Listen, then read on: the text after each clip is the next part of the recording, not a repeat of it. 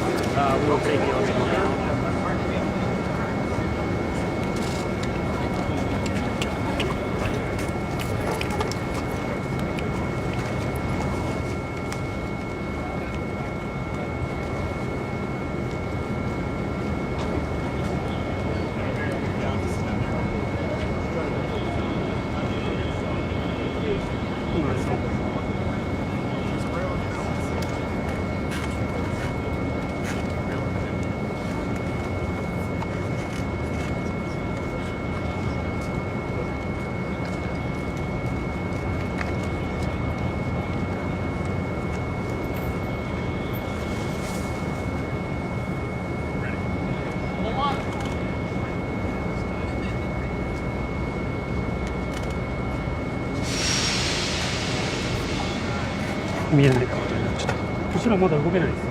こちら仕上げてないですか。そうです。了解です。了解です。かしこまりました。すいません。Stand clear of H2, H2 going down the headway.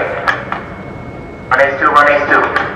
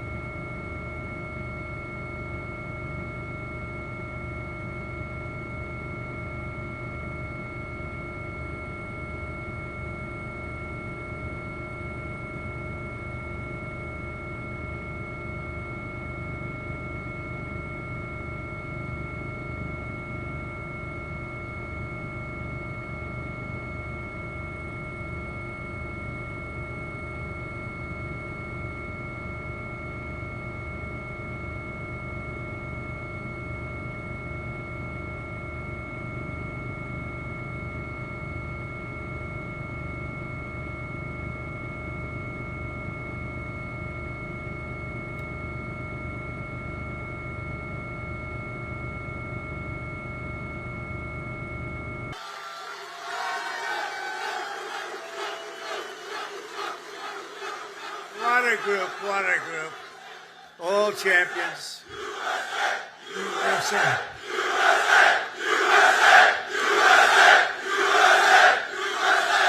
Well, thank you very much. A big hello. This is a special group of patriots, champions, winners. You are winners. Oh, I'd love to have your job. I'd love to have your job. And a very special hello to the greatest sailors anywhere on the seas, the incredible men and women of the United States Navy. Very special people. Thank you very much. It's a great honor. Great honor to be here. But I'm thrilled to be here among thousands of proud American patriots aboard the 100,000 tons. That's a lot of tonnage. Forward deployed symbol of American might, power, and prestige, the legendary USS George Washington. This is some ship. They don't make them this way anymore, but we're not supposed to say that, but they really don't. This is great stuff. This is really an incredible GW, they call it GW, right? And we've come this afternoon to celebrate the strength and the skill and service of everyone on this ship. So we're going to all relax. We're going to have a good time. We're not going anywhere, you know. If you go back to Washington, it's like 2 o'clock in the morning. But I want to just tell you that you are special people, and we're going to have a little fun.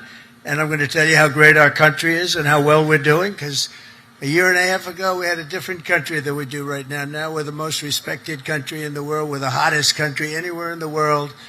And it hasn't taken too long, but I had no doubt. I just didn't know we were going to do it this fast. We've done it fast because of people like you. So I want to thank you very much. And I want to recognize a man that you all know well. And he's a tough cookie. He was formerly our Secretary of Defense, but now he is proudly known as our Secretary of War, Pete Hegseth.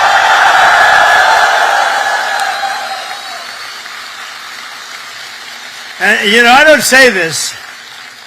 He gave up a hell of a job. They were going to pay him millions of dollars. They didn't want him to leave. That crazy fox, they didn't want him to leave. But he wanted, you know, every time I'd go on that show, all he wanted to talk about is the military. And I said, you know, if I ever do this, I'm going to bring this guy along with me. He knew more about it than anybody. He didn't want to be doing the other stuff. And he had a chance. He could have made so much money. He wouldn't have known. He didn't want that. This is what you wanted, Pete. He's so happy now. Those drug ships aren't coming in anymore. We can't find a ship. There's no ships coming in with drugs, you know. It's like he's been incredible. So thank you very much, Pete. You gave up a lot. We appreciate it. Thank you. And unlike past administrations, we will not be politically correct. You don't mind that, do you? When it comes to defending the United States, we're no longer politically correct. We're going to defend our country any way we have to, and that's usually not the politically correct way. From now on, if we're in a war, we're going to win the war. We're going to win it like nobody ever before. You know, we'd go in, we'd blast the hell out of countries. Shouldn't have gone in. By the way, if you don't go in, that's even better. We don't have to go in, peace through strength. But, you know, we'd go in, we'd win, and then we'd leave. They used to say, to the victor belong the spoils. Well, we'd be the victor, then we'd leave, because we had people that didn't know what the hell they were doing.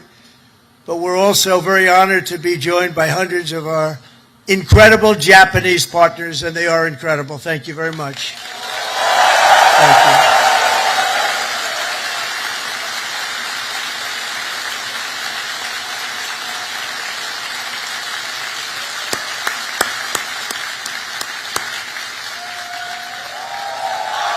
This woman, that's right. This woman is a winner. So, you know, we've become very close friends all of a sudden because their stock market today and our stock market today hit an all-time high. That means we're doing something right. But the cherished alliance between the United States and Japan is one of the most remarkable relationships in the entire world. Really, there's never been anything like it. Born out of the ashes of a terrible war, our bond has grown over 8 decades into the beautiful friendship that we have. It's a foundation of peace and security in the Pacific. You see it? So on behalf of all American sailors stationed in this beautiful country, let's hear it for our allies and the Japanese self-defense forces and all of the Japanese people that we love and respect. And I have such respect for Japan and the country. And now I have a really great respect for the new and incredible Prime Minister. And I have to say this, the first female Prime Minister in the history of Japan. Madam Prime Minister, please say a few words. Thank you, Mr. President, and thank you all. 通訳。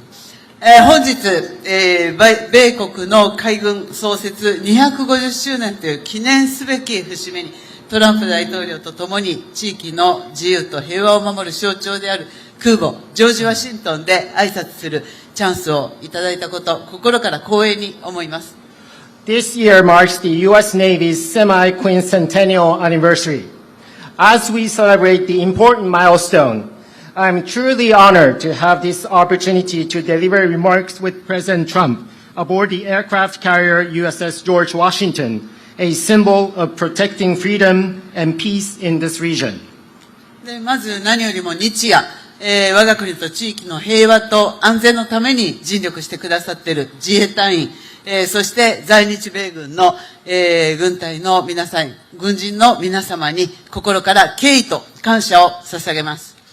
First and foremost, I would like to express my deep respect and sincere gratitude to all the men and women in uniform from Japan's Self-Defense Forces and the U.S. Forces Japan for your dedication and commitment to safeguard peace and security of our nation and the region day and night. 6年前に、ありがとう、Thank you.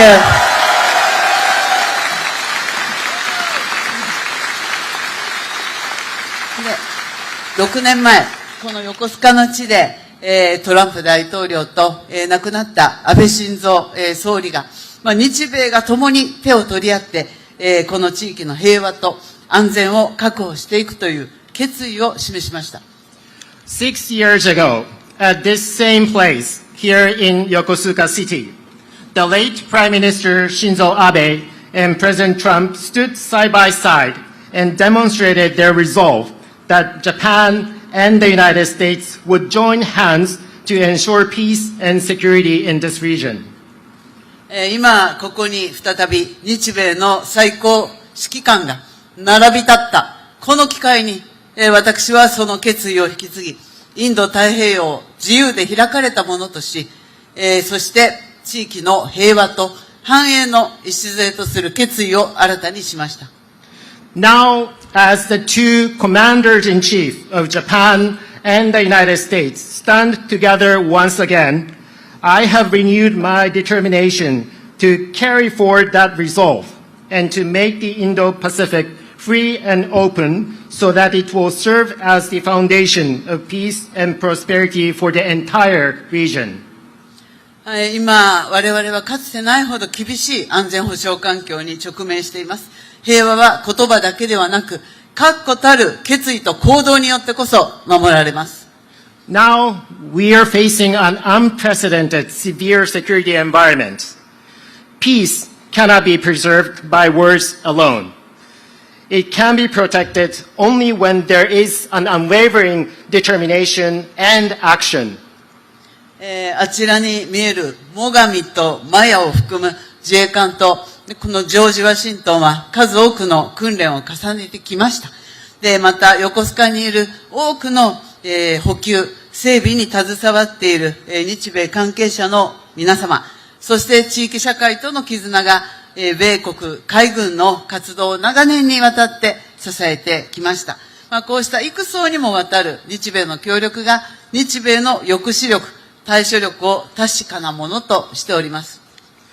From where we stand, we can see Maritime Self-Defense Forces Mogami and Maya, vessels of Japan's Maritime Self-Defense Force, and USS George Washington have conducted numerous joint exercises. Just as importantly, there are so many Japanese and American personnel working for logistics and maintenance here in Yokosuka. And there's also a strong sense of bond with the local community here. Those are what have been supporting the activities of U.S. Navy over the years.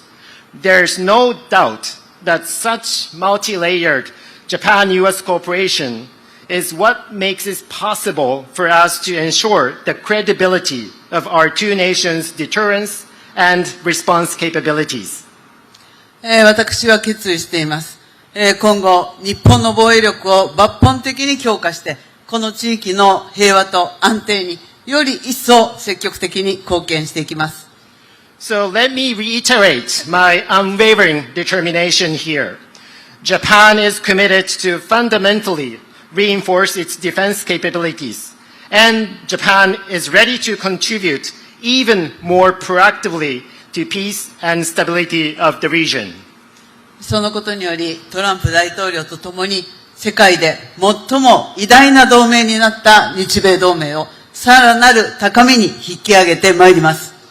Through these efforts, together with President Trump, I am determined to elevate the Japan-U.S. alliance, which has already become the greatest alliance in the world, to even greater heights. 日米は共に帆を掲げ、自由で開かれた海を進みます。この横須賀から紡がれるコードは、日米の絆を輝く未来へと導くことを確信しています。Japan and the United States will advance together with our sails raised high across a free and open sea. And I am very confident that the sea route from Yokosuka will make our bond even stronger and stronger and bring our two nations on the path to a shining future. Thank you.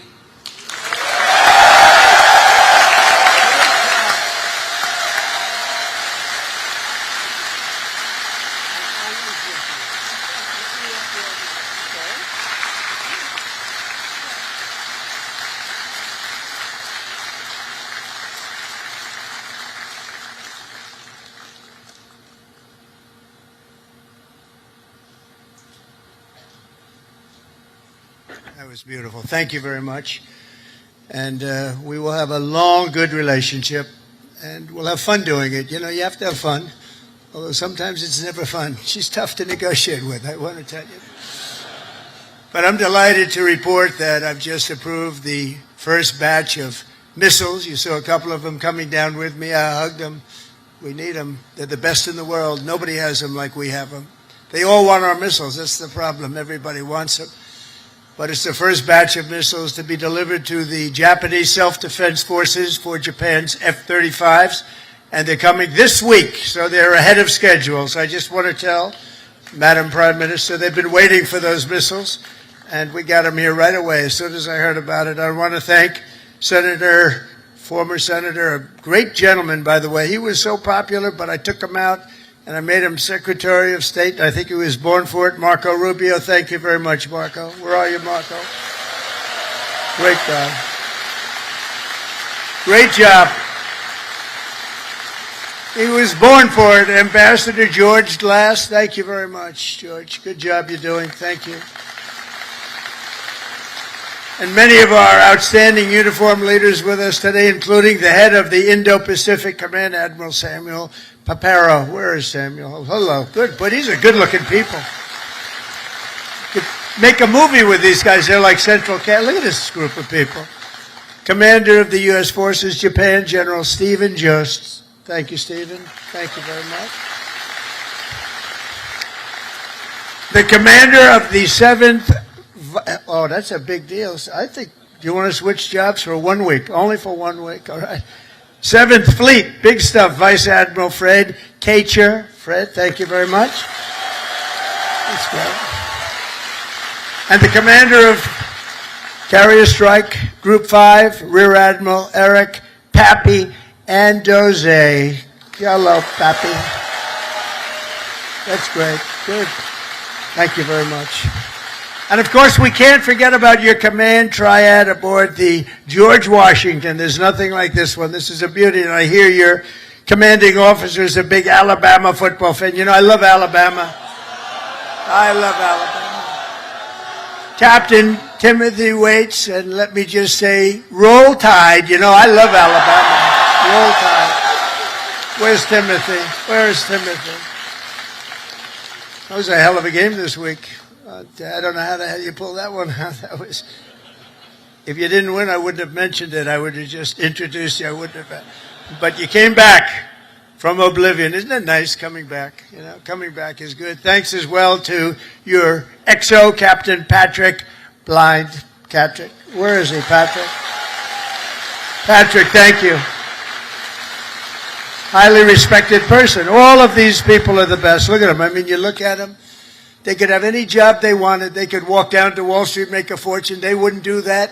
They like what they're doing, and nobody does it better, as well as really one of the most important people on the ship. Have you ever heard of Command Master Chief Tony Roberts? Have you ever heard of him?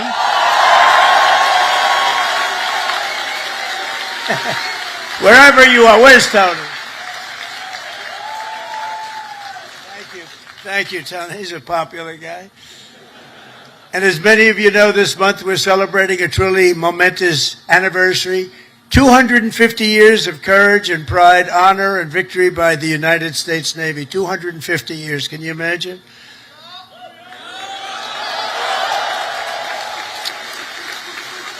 And 3 weeks ago, Melania and I flew to Naval Station Norfolk. I think many of you probably know that, and witnessed an unforgettable display of pure American dominance at sea. It was incredible to watch. They gave us some. Then I said, slow it down, costs a lot of money. Let's save it. You know, let's relax a little bit. They gave us some great display, from the thunderous roar of the guided missile destroyers, never saw anything like it, to the spectacular sight of nuclear submarines all over the place, to the unstoppable force of another great American aircraft carrier. One thing was clear, that no enemy will ever even dream of threatening America's Navy. There's no Navy even close, not even close. You hear about some of them doing ships, but nobody can do what we do. Nobody has what we have. And we also have the best equipment that rides along in those ships. You see that. Nobody makes equipment like we do. Nobody makes the ammunition, the weapons, the missiles, the planes, none of it.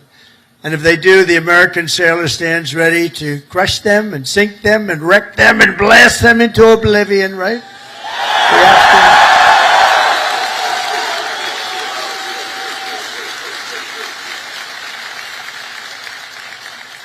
And that's a terrible statement for me to make. That's the end of it, because everybody said that I should immediately get the Nobel Peace Award. With that statement, that takes me out of the running, but that's the way. That's the way it is. The United States is blessed with the strongest and most powerful military in the history of the world. There's no military like our military, not even close. Nobody has our weapons, and it'll be stronger and more powerful than ever before very soon. You know, we just approved the biggest budget in the history, over $1 trillion.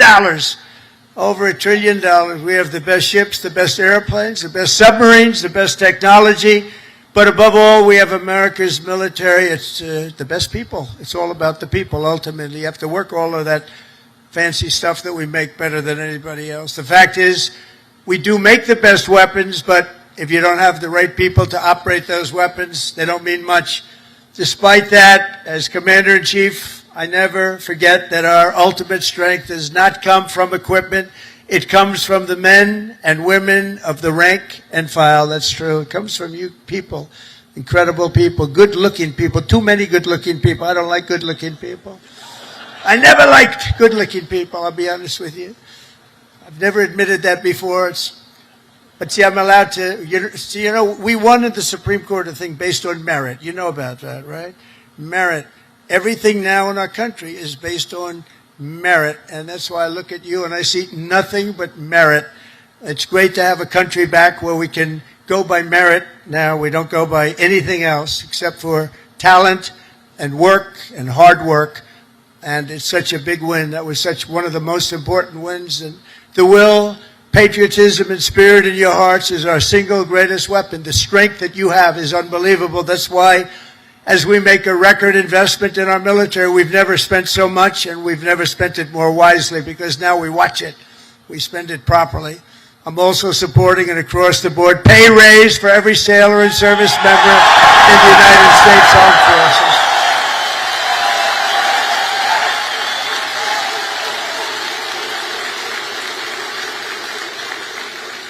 Now, if you don't want it, you want to give back to your country, just let us know. We won't give it to you. Is there anybody in that category? Huh? But now, all we really have to do is get the Democrats to approve it. But they'll come along. They always do, you know, they always do.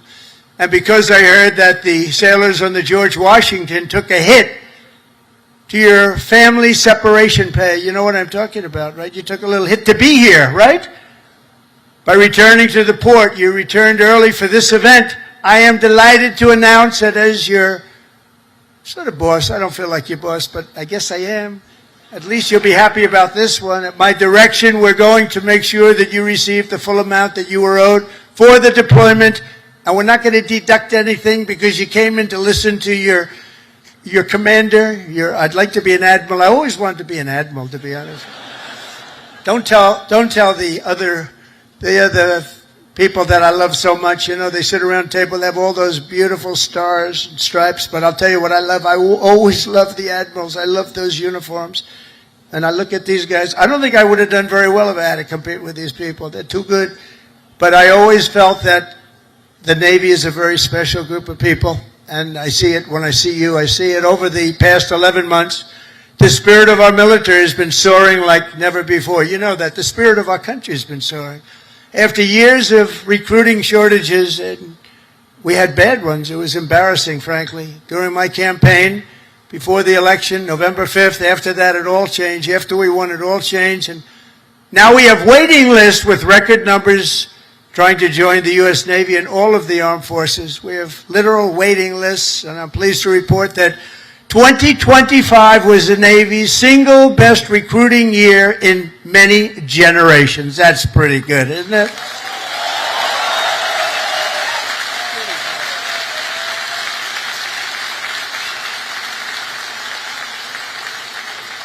But, you know, think of it. It seems like I've been up here so long, and it seems like I've been doing this for a long time and a half. We had a great first term, but nothing like what's happening now.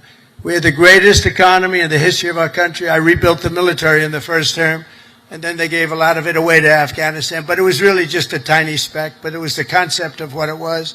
But we rebuilt the military, and we did so many things in the first term, but we're blowing it away right now. But think of it, just 1 year ago, I was in the middle of a campaign. Can you believe that?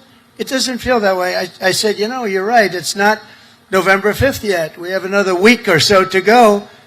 I was campaigning 1 year ago. And look at all the things that we've done since this unbelievable day, November 5th. That's when it all changed. When we won on November 5th, it all changed, and we went from a country that wasn't respected and a lot of people that had no spirit. That includes joining the police, the fire departments. They didn't want to join. After that, they started joining, and it seems like 10 years ago, not less than a year. Think of it, less than a year ago, I was campaigning. You know, we won the second election by a lot, so we had to just prove it by winning the third by too big to rig, I called it. It was too big to rig. And it was an amazing victory. And thank goodness we won, because we were in big trouble. We were in big trouble. But the new recruits, every sailor aboard this ship has answered a sacred call of duty to cross any ocean, fight any battle, and defend America and its allies with unwavering resolve. As you know, the George Washington is the only aircraft carrier on Earth that is permanently stationed overseas. It's permanent. Now, if you'd like to take a trip back to America, hell, let's do it one time. Well, I'll join you. I'd love to join you. You know, when I landed on this, it doesn't feel like a ship. It's solid. This is a solid piece of stuff. These 4.5 acres of power and steel are the front line of American freedom in the Pacific. Every day you're taking risk to keep our country safe and to defend peace and security in this incredible part of the world, working with Japan, working with other nations. I just left Malaysia. We stopped a big war with You know that. We stopped 8 wars. Can you imagine? In 8 months, I stopped 8 wars. Like, I stopped a war a month. Think of that. That's pretty good. But I just left Malaysia. Thank them because they helped us very much with one of them, and actually for even a second. They're great people, and they send their regards. I spent a day there with the Prime Minister, and we had a good time. But you carry out your mission bravely, you carried out brilliantly, and on behalf of all Americans, I just want to say, and I came over to say it loud and clear, thank you very much. Thank you. Thank you. Incredible people. You are incredible people.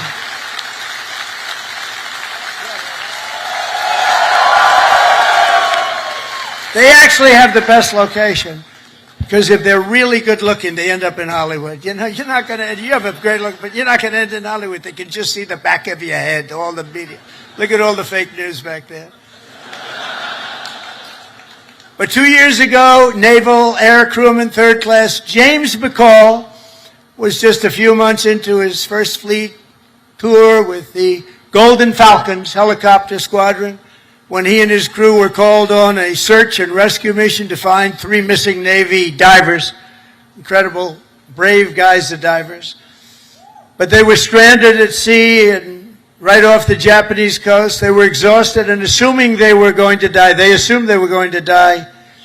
But with unbelievable focus and skill, crewman McCall was able to find and help rescue all 3 divers in the water below, saving his fellow sailors. And James is with us today as a shipmate on this carrier. Crewman McCall, thank you very much for your incredible bravery, and we salute you. Where is James? Where are you, James? Whoa.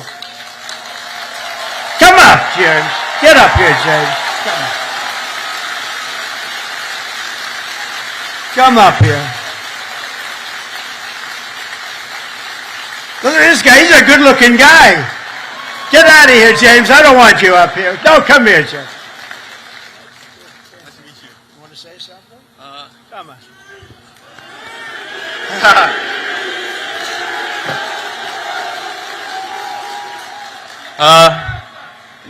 I just want to say I appreciate all my fellow shipmates. What I did back then in Iwakuni, it was heartbreaking for losing those loved ones down there, but we brought some back whenever we went down there.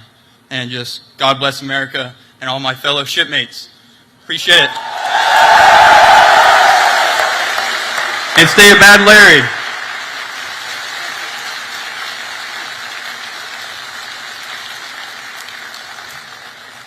I was wondering, maybe he almost stayed up. He could have been up here for a while. You did that very well. He's going to be running for office next week. You watch.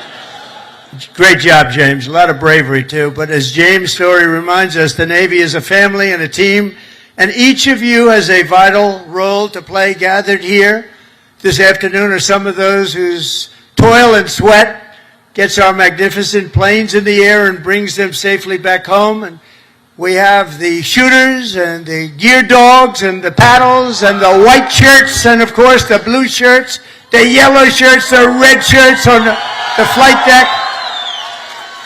And all over the hangar bay, I want to thank you all. You're incredible people. I saw some of you we're rushing to get down here, and they want to take pictures up there, you know. They're very aggressive people. Sir, can I have a picture? They're supposed to be standing at attention. Sir, can I have a picture, sir? Yeah. You know what I'm talking about, right? Very aggressive. But I think they're great. We also have a real genius and these people are incredible, who maintain the largest and most complex machine ever built, are amazing mechanics and engineers on the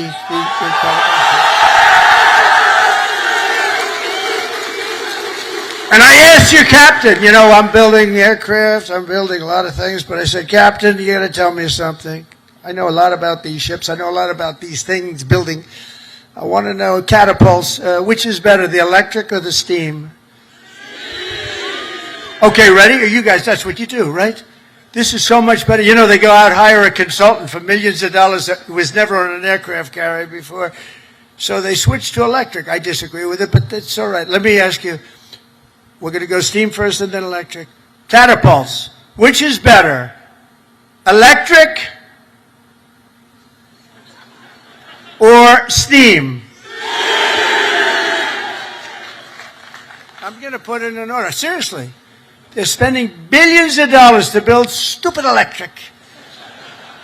And the problem, when it breaks, you have to send up to MIT, get the most brilliant people in the world, fly them out. It's ridiculous. The steam, they said they can fix it with a hammer and a blowtorch. And it works just as well, if not better. And I love the sight of that beautiful steam pouring off that deck with the electric. You don't have that. So, you know, we did the Ford and electric, the cost overruns, everything else. But, you know, I hope it's going to be okay. But I like steam. We're going to go back to steam. They change just for the sake of changing. I said to the architect, have you ever designed a ship before? You know, he only did the biggest ship in the world, right? The Ford. But we're going to go back. Okay, now let me ask you the second question. Hydraulic for your elevators or magnets? You know, the new thing is magnets.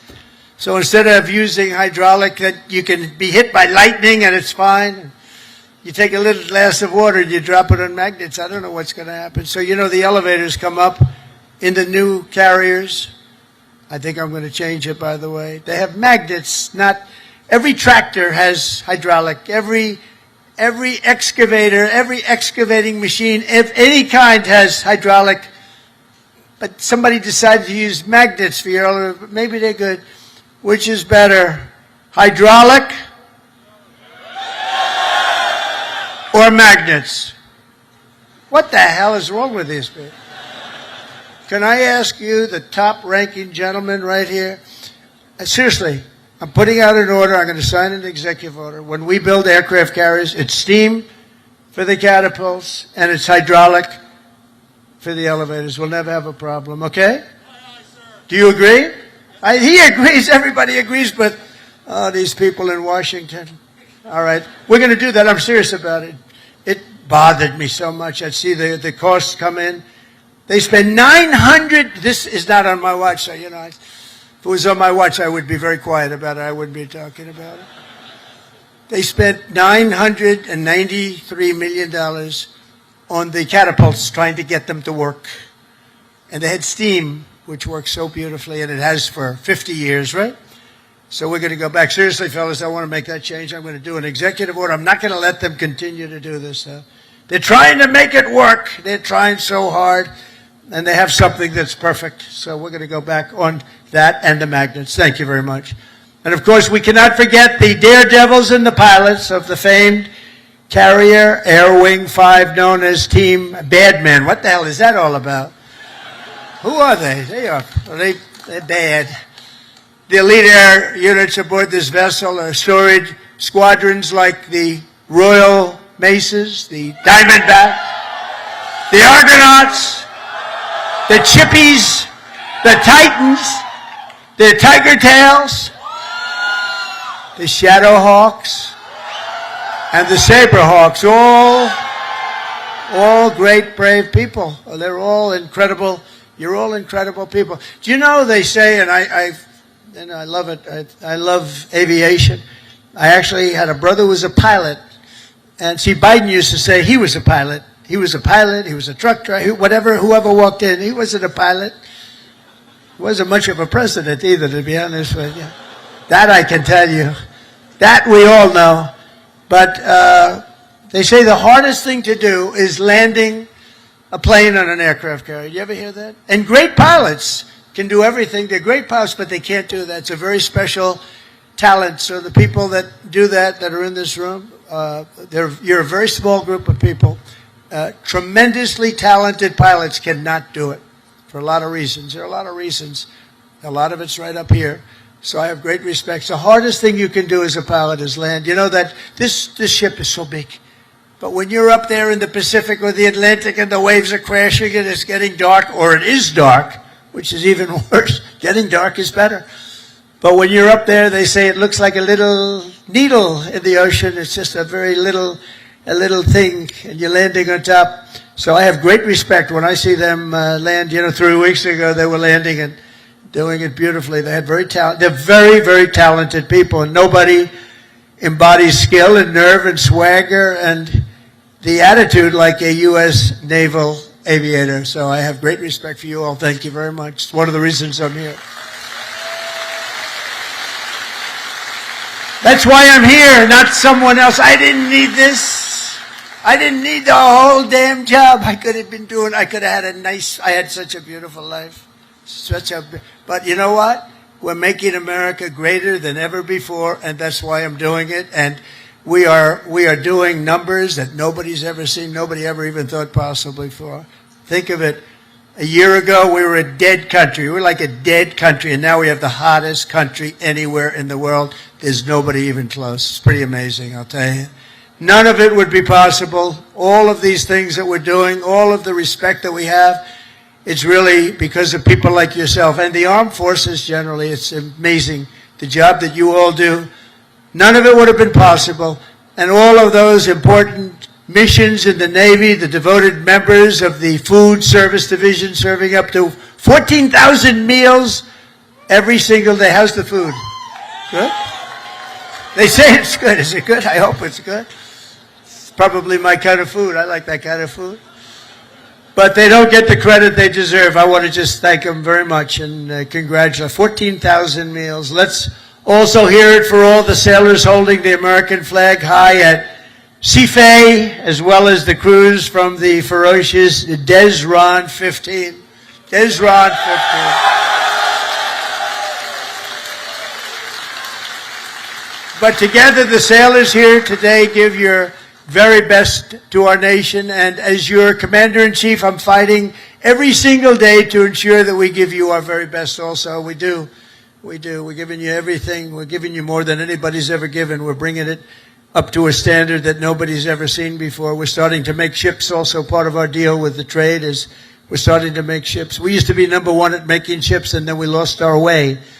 But now we're starting to make ships again, and we'll do it very soon. It's not going to take that long, but it's a process. It's not like making a bullet. It's not like it's a big, long process. We've got it going, though, I think, in the right direction. I think within a short period of time, the Philadelphia yards, as an example, is now owned by a group that's going to be making a lot of ships, a good group of people. And we're going to be working also with Japan on making ships. We're going to make a lot of ships again. We used to think of it, we were number one.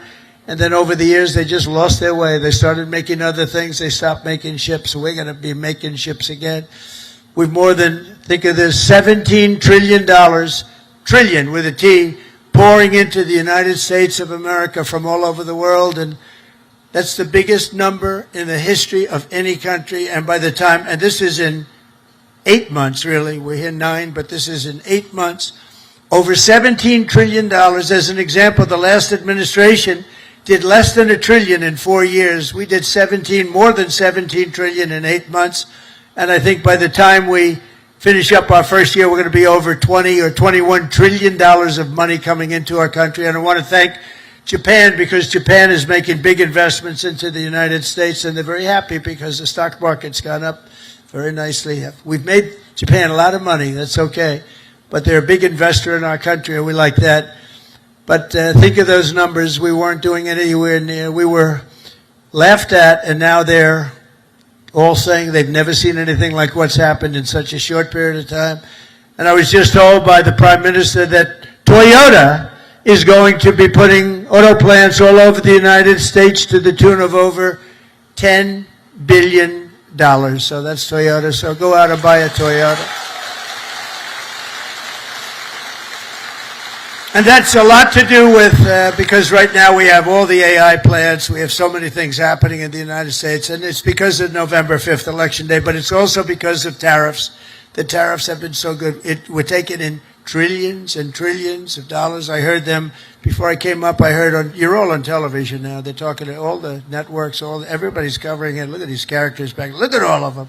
And and they were talking about the tariffs. The tariffs have, nobody understood tariffs like I understood tariffs, and the tariffs are having people go into our country and spend tremendous numbers like we've never seen, and that brings jobs with it. It brings jobs, it brings importance, it brings everything. It brings a strong military. It brings a lot of things to other countries. I mean, if you look at some of the deals that we did, if India was going to go to war with Pakistan, and as you go to war, we're not going to do any trade. We're going to put big tariffs on both countries. And they said, well, Guess we're not going to go to war. 2 nuclear powers, we stopped it, but we stopped a lot of wars. Tariffs, without tariffs, we wouldn't have national security like we have it. We've never had national security like we have it right now. And literally a year ago, you had very little national security. You had people that didn't have a clue. American strength is roaring back like never before, and with your help, America is respected once more, and it is respected at levels that we haven't seen before. On my first day back in the White House, I deployed the men and women of the United States military to stop the invasion on our southern border, right? It was an invasion, losing hundreds of thousands of people to fentanyl and to drugs, and now we have the most secure border in American history. For 5 months, they said no people came into our country illegally. They came in through a legal process, but nobody came in through the southern border. Can you imagine? Even I can't, it's hard to believe that. And we do have it tight as a drum, but that's what we have to have. If you don't have borders, if you don't have a fair media, you need certain things. You need a good, fair media. They're getting better. They're not there yet, that I can tell you. But they're getting better. But you need borders. You got to have borders in a country, or you don't have a country. And now we have a border that the likes of which this country has never seen before, and people respect us for it. With the help of our war fighters, we're decimating the savage drug cartels that poison our people. 200,000 people, maybe more than that, died last year because of what came into our country. Through an open border policy where 25 million people poured into our country, totally unvetted, totally unchecked. They came from prisons. They came from mental institutions and insane asylums. They were drug dealers. They were bad people. 11,388 were murderers, half of which committed more than one murder. They let them into our country. We're getting them the hell out. We're getting them out. We're getting them out fast. Is that okay with you? Yes, right? I have no doubt. Got to get them out. Just an unforced era. And we're also straightening out our cities. Washington, D.C., our beautiful capital, was a killing mess. People getting killed all the time. It was very high crime. And we sent in our National Guard. Again, great people. And I don't say they were totally politically correct. That's okay. And now it's now it's considered a very safe. It took 12 days. We got 1,700 people, career criminals, many of which came in through Biden's open border, and they infiltrated our nation's capital. And we had a very unsafe capital, but for years before that, it was very unsafe.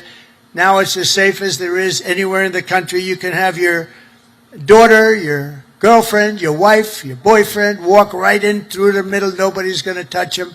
The crime is down to almost nothing. It's a whole different ballgame. It took literally 12 days, but let's give us a month to do it really. We had it drum tight, and it's a beautiful thing. And our people in the service, and people don't care. If we send in our military, if we send in our National Guard, if we send in Space Command, they don't care who the hell it is. They just want to be safe. And we have safe cities now. We're starting in Memphis. And Memphis was a disaster.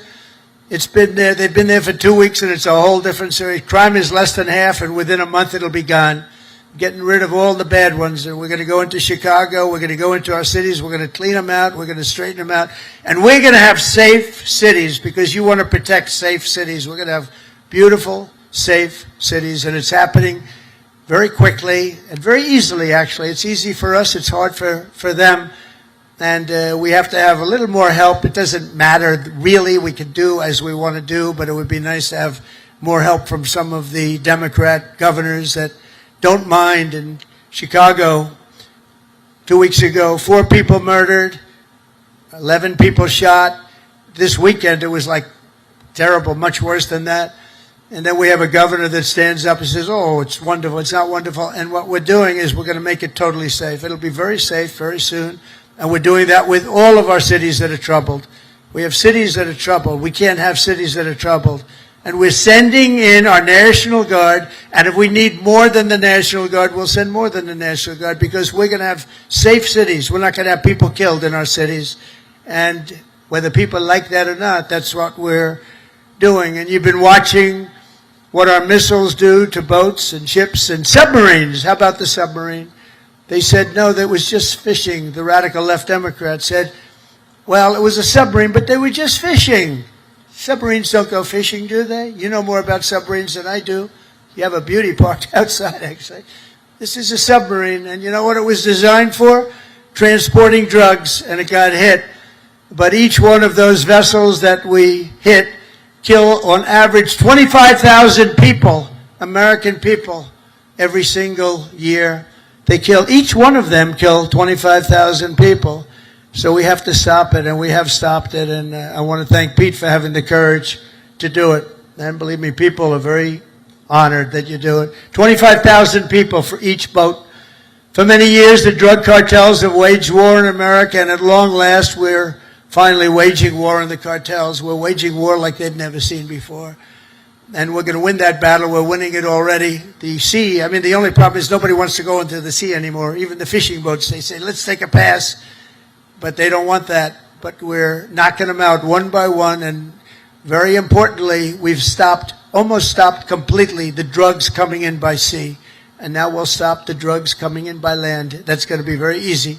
More importantly, we're ending wars. We're ending wars all over this planet. And as you know, and I said before, I ended 8 wars in 8 months, the most of any president in history. No president that we know has ever ended any war.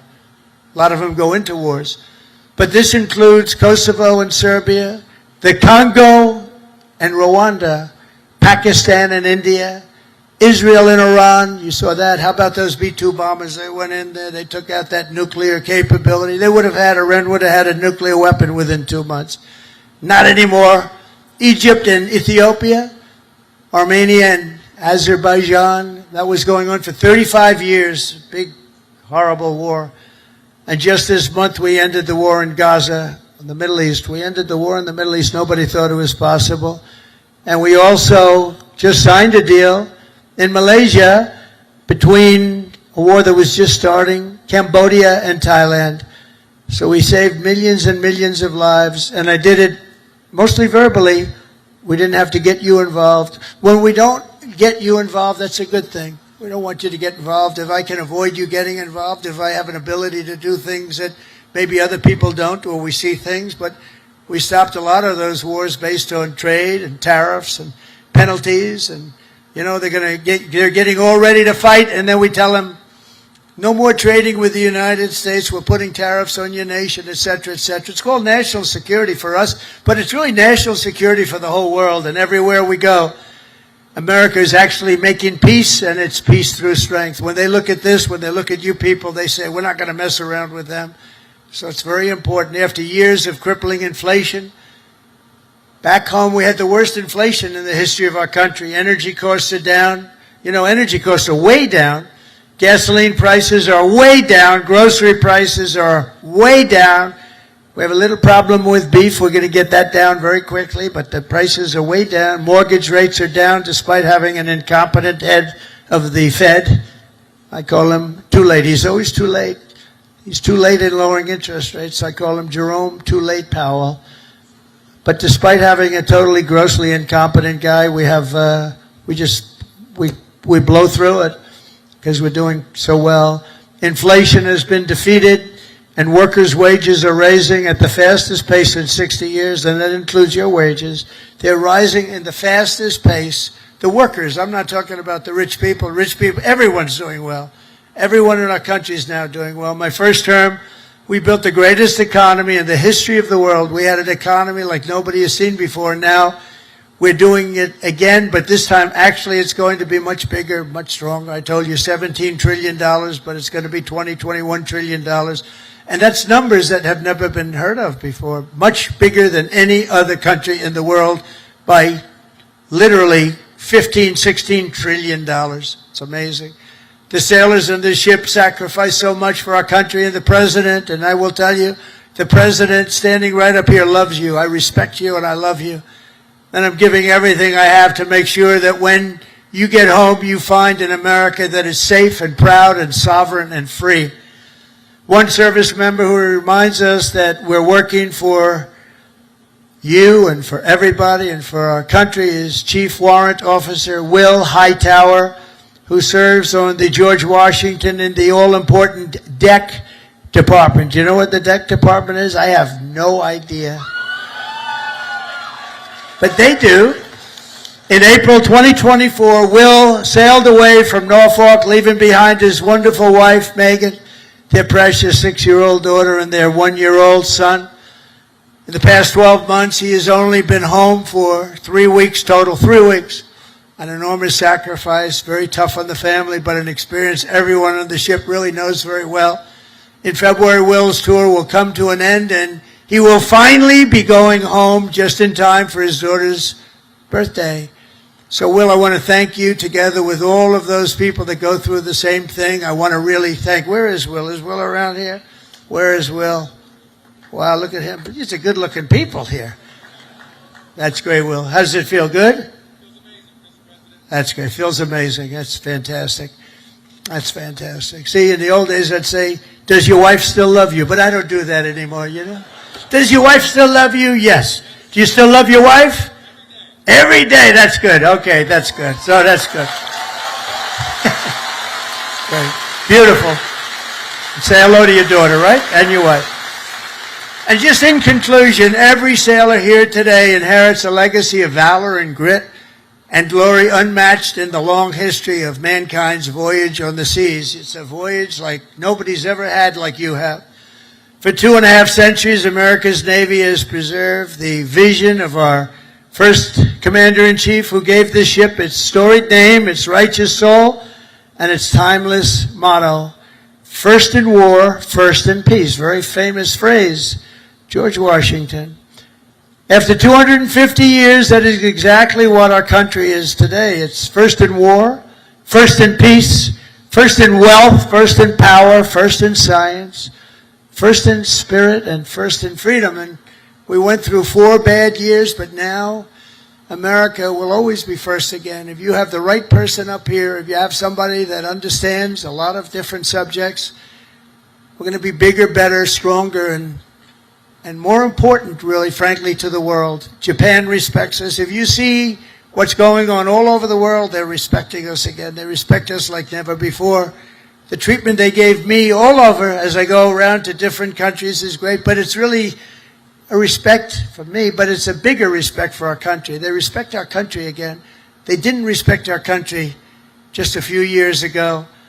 From Boston Harbor to Hampton Roads, and from Caribbean Sea to the Red Sea, from the Atlantic to the Pacific, and from the Persian Gulf to what is now known as the Gulf of America. Isn't it nice? They say it now routinely. I heard the news today. The Gulf of America, weather is wonderful. They don't say it with a smile. It's called the Gulf of America. How did that happen, right? And it took me, for many years I said, why is it called the Gulf of Mexico when we seem to have the shore? Well, we do. We have 92% of the shoreline. So I said, when we make it back, not if, when, too big to rig. We made it too big to rig. I said, get out and vote. Too big to rig. Make it that way. I said, I'm going to change it. And one of the first things I did is I changed it. Nobody could even fight it. They tried. We got sued all over the place. We won every suit.